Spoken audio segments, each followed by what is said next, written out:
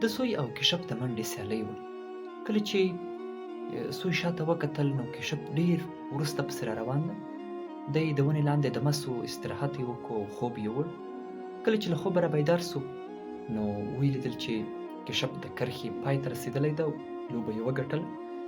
دې کیسې ده ته دا پیغام ورکړو چې که یو څوک په ژوند کې سوکه هم وي، مثلا ورو حرکت هم کوي خو چې منظم وي، له دې نه ښه ده چې تیز ولاړ سي خو نامنظم وي، نو هغه بریالی کېدلی شي ځکه چې هغه به سلو روان وي خو تل به وي او منظم به وي.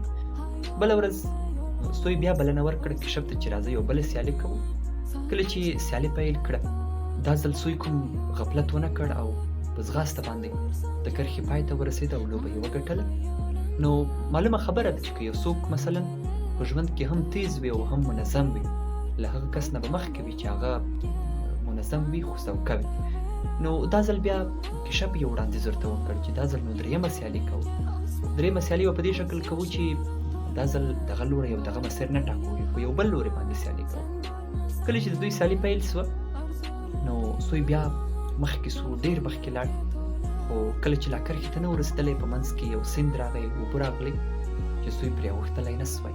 دی هملته ولاړ و چې کیشپ ور ورسېده او کیشپ ډېر په اسانۍ سره له اوبو واوښت او دغه سیالي بیا کیشپ وګټله.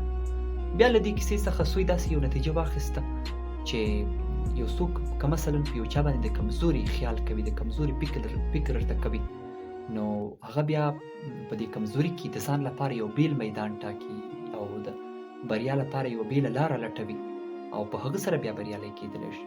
له دغه 3 ځله سیالۍ وروسته سوی د 4م ځل لپاره کیشپ ته وړاندیز وکړ چې یو بله سیالي کوو، خو دا ځل په ملګرتیا او په ګډه باندې یو سیالي کوو.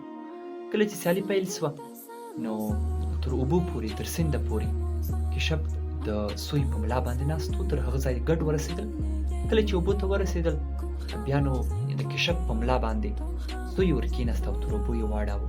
له هغه وروسته چې کله هغه له اوبو نه تېر سول بیا کیشپ د سوی په ملا باندې کېناست او تر پایه پورې ورسېدل.